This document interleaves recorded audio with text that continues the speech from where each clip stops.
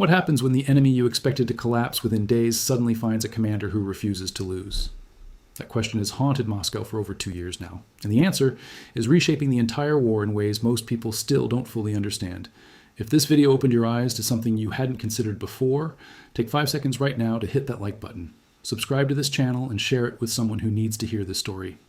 Your engagement is what keeps this channel going, and it helps more people discover the truth behind the headlines. Because what follows is a story about power, strategy, and one of the most consequential leadership changes in modern warfare. In February of 2022, Russia launched what it believed would be a swift and decisive invasion of Ukraine. The plan was bold in its simplicity. Move fast, strike hard, capture the capital within days, force a surrender before the world could respond. Moscow expected a quick victory, maybe even a parade. Instead, they got a nightmare. Columns of tanks stalled on muddy roads. Supply lines snapped. Airborne troops landed in the wrong places. And the invasion that was supposed to end in weeks dragged on into months, then years. But here is the part that matters most. Ukraine did not just survive. It fought back. And it fought back with a skill and determination that stunned military analysts around the globe. At the center of that defense stood Valerii Zaluzhnyi. He became the commander-in-chief of the Ukrainian armed forces and turned what looked like an inevitable defeat into a stubborn, grinding resistance that the world could not ignore. For more than a year, Zaluzhnyi was a household name. He was named by Time magazine as one of the 100 most influential people on the planet. He became the face of Ukrainian defiance. Analysts praised his ability to ADAPT, to improvise, and to squeeze every ounce of strength from a military that was vastly outgunned. But Zaluzhnyi knew something that the public could not see. He knew that endurance alone would not be enough. He knew that at some point, Ukraine would need to strike back, not just defend. And he began planning for that moment long before anyone else was ready. Then, in February 2024, everything shifted. President Volodymyr Zelensky dismissed Zaluzhnyi, not because of a battlefield failure, not because of a scandal, but because of a strategic calculation that sent shockwaves through both Kyiv and Moscow. The replacement was Oleksandr Syrskyi. If that name does not mean much to you yet, it will very soon. Because Syrskyi is not a political appointment. He is not a compromised pick-a-dee to satisfy some internal power struggle. He is a combat commander, a man who has made life-and-death decisions under fire again and again for years. Syrskyi was the one who organized the defense of Kyiv in those terrifying early days of the invasion. When Russian armored columns were racing toward the Ukrainian capital, it was Syrskyi who gathered National Guard units, territorial defense fighters, and regular army soldiers, and wove them into a fighting force that stopped the Russian advance just outside the city. That stand in late February and early March of 2022 is now studied in military academies worldwide as a textbook example of how a smaller, motivated force can halt a much larger invading army. But Syrskyi's most stunning achievement came later. In September 2022, he planned and executed the Kharkiv counteroffensive. Russian forces had dug in along the eastern front, convinced their defensive lines were nearly impenetrable. Syrskyi did something unexpected. He shifted the axis of attack, moved his forces with startling speed, and in a matter of days, liberated thousands of square kilometers of Ukrainian territory. It was one of the most dramatic reversals in modern military history. And it put Syrskyi's name firmly in the conversation as one of the most operationally gifted commanders in the world today. So, when Zelensky chose Syrskyi to replace Zaluzhnyi, it was not a random decision. It was a message, a clear and deliberate message that said, we need someone who thinks offensively, who adapts in real time, and who understands that this war will not be won by waiting. It will be won by striking at the right moment, with precision, with courage, and with no hesitation. And this is precisely why Russia's worst nightmare has just become real. Let's talk about what Russia is actually facing right now. Because the numbers tell a story that is far more complicated than most people realize. The Russian military entered this conflict with roughly 300,000 troops deployed in Ukraine at its peak. They had more tanks, they had more artillery, they had a massive and layered air defense network. On paper, by any conventional measure of military strength, Russia should have crushed Ukraine within weeks. But they didn't, and the reasons go far deeper than weapons or troop numbers.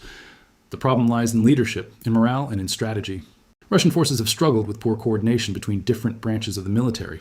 Conscripted soldiers, many of whom were drafted against their will, have shown low morale and limited willingness to fight. The command structure in Moscow is slow, bureaucratic, and painfully disconnected from the reality on the ground. Decisions made by generals sitting hundreds of kilometers from the front can take days to reach the soldiers who are actually fighting and dying. Russian officers have been documented making choices based on outdated intelligence. Units have been sent into ambushes because no one bothered to verify the situation on the ground. And the culture of fear within the Russian military means that junior officers and enlisted men are often afraid to report bad news up the chain. That means commanders are making choices based on a picture of reality that is increasingly distorted. Ukraine, under Syrskyi, operates on a completely different philosophy. The chain of command is shorter, communication is faster, and perhaps most critically, the people making the decisions have often been in the fight themselves. They understand what's at stake because they've felt it firsthand.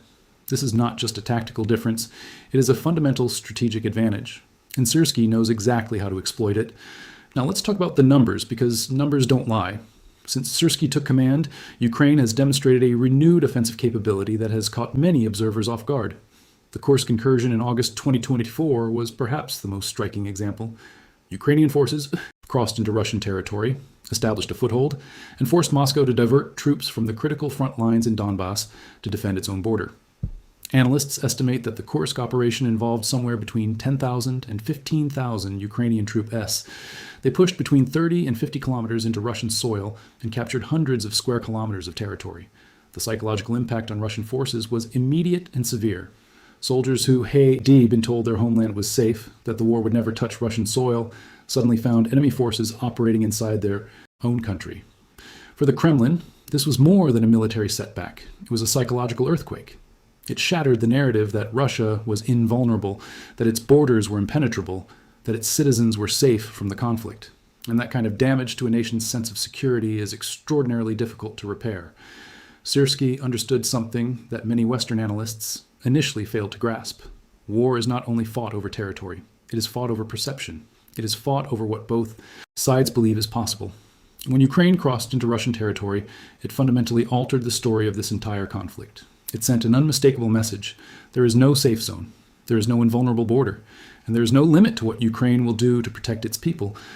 This is the kind of strategic thinking that makes Syrskyi so dangerous from Moscow's perspective. He does not just fight the war that is directly in front of him. He fights the war in the minds of his enemies. If you're finding this kind of analysis valuable, I'd love to hear from you. Drop a comment below and tell me what you think Syrskyi's biggest advantage is. Is it his tactics, his leadership, or something deeper that most people are missing? I read every single comment, and I genuinely appreciate hearing your perspective. And if you haven't subscribed yet, now is a great time.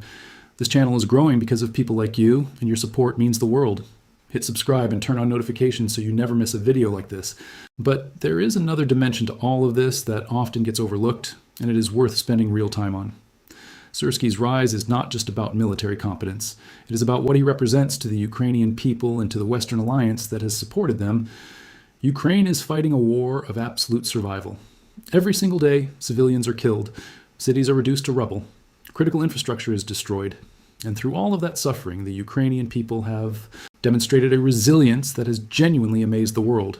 But resilience has limits. Fatigue sets in. Hope can dim. And when hope dims, the will to keep fighting weakens. That is where leadership becomes absolutely critical. Syrskyi is not just a military commander. He is a symbol of what Ukraine can achieve when it has the right person in the right position. He is proof that this country has the talent, the courage, and the determination to not only survive, but to fight back with real offensive power. When a nation is fighting for its very existence, having a leader who inspires, confidence is not a nice to have. It is a matter of life and death. And Syrskyi inspires confidence. He is known for remaining calm under extreme pressure. He is known for making bold decisions at moments when others would hesitate or freeze. And he is known for genuinely caring about the soldiers under his command. In a war where morale can be the difference between holding a line and watching it collapse, that human connection matters more than any weapon system. Western military officials have reportedly described Syrskyi as one of the most operationally gifted commanders they have encountered in any recent conflict. His ability to read a battlefield, to identify weaknesses in an opponent's position, and to exploit those weaknesses with speed and precision has drawn comparisons to some of the most respected military leaders of the modern era. Now, let's address the question that everyone in Moscow is probably asking right now. What does all of this actually mean for Russia? For Russia, the appointment of Syrskyi should be deeply unsettling. Not because Syrskyi is some superhuman warrior who cannot be defeated, but because he represents a fundamental shift in how Ukraine is waging this war. Under Zaluzhnyi, Ukraine's approach was largely reactive and defensive. Absorb Russian attacks, hold what you can, conserve resources. wait for Western military aid to arrive in sufficient quantities to mount a serious counteroffensive. It was a patient strategy, and it worked. But patience has limits, and the war has now been dragging ON for over 2 years. Syrskyi changes that equation entirely. He is proactive. He is aggressive. He is actively looking for opportunities to strike rather than simply waiting to respond.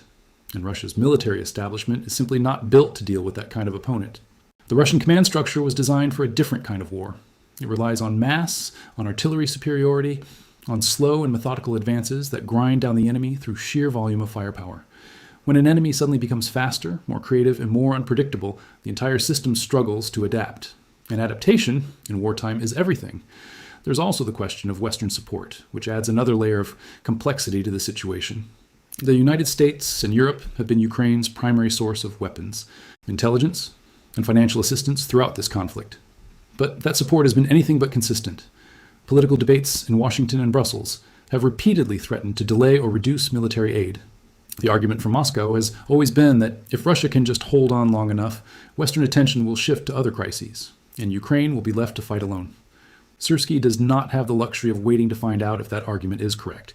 He understands that the window for decisive action is finite. Western weapons are arriving, but they arrive in waves. F-16 fighter jets, advanced air defense systems, long-range precision missiles. Each of these systems has the potential to change the battlefield dramatically, but they only deliver results if they are deployed with boldness and timing. And that is exactly what Syrskyi seems prepared to do. He is not sitting back and waiting for perfect conditions. He is creating those conditions through action. Let's take a closer look at the Kharkiv front, because it tells the story of Syrskyi's evolution as a commander better than almost anything else. When Russia first invaded Ukraine, one of its primary objectives was the capture of Kharkiv, the country's second largest city. Russian forces advanced toward Kharkiv from multiple directions, hoping to encircle the city and force a rapid surrender that would knock Ukraine out of the war Earl Y. Ukrainian forces, operating under Syrskyi's direction, mounted a fierce and determined defense. They used the urban landscape to their advantage, turning streets and buildings into traps for advancing Russian armor. They ambushed column after column with anti-TA NK missiles fired from rooftops and windows, and they refused to retreat, even when the situation looked genuinely desperate and the odds seemed insurmountable. That defense of Kharkiv in the early weeks of 2022 bought Ukraine something invaluable: time. It forced Russia to divert resources away from Kyiv. It demonstrated to the entire world that Ukraine could fight and win, and it established Syrskyi as one of the most capable and trusted military leaders in the entire conflict. Now, years later, Syrskyi is back on the Kharkiv front, but the role has completely reversed. He's no longer just defending, he is attacking. The Kursk incursion we discussed earlier was launch AD from positions near Kharkiv. It was a deliberate, carefully calculated operation designed to stretch Russian forces, thin AC Ross a wider front, and create leverage that Ukraine could use in any future negotiations. This is the kind of strategic thinking that separates a competent commander from a truly great one. Syrskyi is not simply reacting to what Russia does on any given day. He is anticipating what Russia will do next and acting before Moscow has a chance to respond. And that brings us to what might be the most important aspect of this entire conflict: the psychological dimension. War is never won by tanks and artillery alone. At its core, war is fought by human beings, and human beings are driven by belief, by what they think is possible, by what they believe the future holds. And Syrskyi understands this in a way that many military leaders throughout history have completely failed to grasp. When Russian soldiers hear that Syrskyi is now in charge of the Ukrainian military, something shifts inside them. They hear the name of the man who stopped their columns on the outskirts of Kyiv, the man who led the counteroffensive that liberated Kharkiv, the man who crossed into Russian territory and proved with real actions and real consequences that no border is safe. For ordinary Russian troops, that creates doubt. And doubt in combat is more destructive than any artillery barrage. It erodes the will to fight. It makes soldiers question why they are there. It turns courage into hesitation and discipline into confusion. For Russian leadership in Moscow, Syrskyi creates an entirely different kind of problem. He is unpredictable. He does not follow the playbook that Russian intelligence has been to circumstances in real time. He innovates without warning, and he strikes when Russia least expects it. This is what keeps the Kremlin awake at night. It is not the number of tanks or the size of the army. It is the uncertainty of facing an opponent who keeps changing the rules of the game without warning. Now, I want to be honest about the challenges Syrskyi faces, because no analysis of this conflict is complete without acknowledging the enormous obstacles on both sides. Ukraine's manpower is stretched incredibly thin. The country has lost tens of thousands of soldiers in combat. Recruitment is becoming increasingly difficult, especially as the war drags on and the initial surge of patriotic enthusiasm gradually gives way to the grinding reality of a prolonged conflict. Russia, by contrast, has a significantly larger population and can absorb losses at a higher rate, at least in the short term. Ammunition shortages have been a persistent and painful problem for Ukraine. While Western aid has been flowing, it has not always arrived quickly enough or in the quantities that the battlefield demands.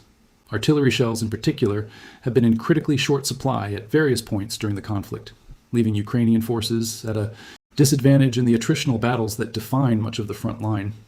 And then there is the political dimension, which adds yet another layer of complexity. President Zelensky has to balance military needs with diplomatic efforts. He has to keep Western allies engaged and committed, while also preparing for the possibility that negotiations may eventually become necessary. That is an incredibly difficult balancing act, and the military commander has to operate within the constraints that politics imposes. But Syrskyi has demonstrated time after time that he can work within those constraints and still deliver meaningful results. He does not wait for perfect conditions. He makes the most of what he has. And in a war where perfection is an impossible standard, that practical adaptability is a rare and invaluable quality. So what does the future actually look like? If Syrskyi continues on the trajectory he has established, the next phase of this conflict could look dramatically different from what we have seen so far. We could see more Ukrainian offensives deep into Russian territory. We could see more sophisticated and daring deployments of Western weapons, used with the kind of boldness and creativity that Syrskyi has shown he is capable of. And we could see Russia forced onto the defensive in ways it has not been since the very earliest days of the invasion. But the war is far from over. Russia still possesses vast military resources. It still has the ability to bombard Ukrainian cities and critical infrastructure with devastating effect. And IT still has the backing of countries like North Korea and Iran, which provide weapons, ammunition, and in some cases, direct military personnel. The balance of power in this conflict is fragile. It shifts with every battle, every decision, every single casualty. And Syrskyi is acutely aware that the window for decisive action may not remain open forever. This is exactly why the entire world is watching so closely, because what happens next in this war could reshape the security landscape of Europe for decades to come. It could determine whether aggression is rewarded or punished on the global stage. It could influence how nations everywhere think about the cost and consequences of invading a neighbor. And at the heart of all of this, in many ways, is one man, Oleksandr Syrskyi, a soldier who rose from the chaos and destruction of war to become the most important military figure in a conflict that has already claimed tens of thousands of lives and displaced millions of people from their homes. He is not a politician. He is not an ideologue. He is a commander who understands, with absolute clarity, that the only thing that matters on the battlefield is making the right decision at the right moment. And so far, he has been making those decisions better than anyone, including his enemies, ever expected. For Russia, this is the nightmare that keeps compounding.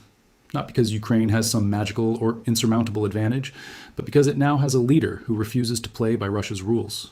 A leader who sees opportunities where Russia sees only threats. A leader who is willing to take calculated risks that others would consider reckless or even suicidal. And in war, as in so many things in life, the side that takes bold and well-timed risks is often the side that wins. This is not the end of the story. The war in Ukraine is far from over. There will be more battles, more losses, more moments of terrible uncertainty. But one thing has become undeniably clear. The appointment of Syrskyi has fundamentally changed the equation. It has introduced a level of unpredictability, aggression, and strategic creativity that Russia's military establishment, NT, is struggling to cope with. And if history has taught us anything, it is this. The side that adapts fastest to changing circumstance S is the side that survives. Syrskyi is adapting, Ukraine is adapting, and Russia is watching, uncertain and uneasy, not knowing what comes next. That uncertainty is, right now, the most powerful weapon in this entire conflict, and it belongs to Ukraine. So the next time you hear about the war in Ukraine, I want you to do something different. Don't just think about the tanks and the trenches and the casualty numbers. Think about the minds behind the battles. Think about the commanders who make the decisions that determine who lives and who dies. And understand that in this war, the most dangerous person on the planet might just be a Ukrainian general named Oleksandr Syrskyi. Because for Russia, he is not just a threat. He is everything they feared and nothing they can easily stop. And that is the deepest fear of all. Not just losing a battle or even a campaign, but losing the narrative, losing the story that Russia tells itself about its own power and its own invincibility. Once that story breaks, it is incredibly hard to put back together. And Syrskyi, whether he intends to or not, is the one breaking it. The war in Ukraine is not just a regional conflict. It is a test of the international order. It is a question of whether borders can be violated with impunity or whether the rules that have kept Europe peaceful for decades still hold. And the commander leading Ukraine's defense is not just fighting for his country. He is fighting for a principle. That aggression should not be rewarded. That the strong should not simply devour the weak. That the will of a people to be free is worth more than any amount of tanks or missiles. If this video gave you a new understanding of what's really happening in this conflict, that's exactly why this channel exists. Hit that like button right now. It takes 1 second, and it helps this video reach more people who need to hear this story. Share it with a friend, a family member, anyone who cares about what's happening in the world. And if you haven't already, subscribe to this channel and turn on notifications so you never miss a video like this. We have more content coming that will help you make sense of a world that changes every single day.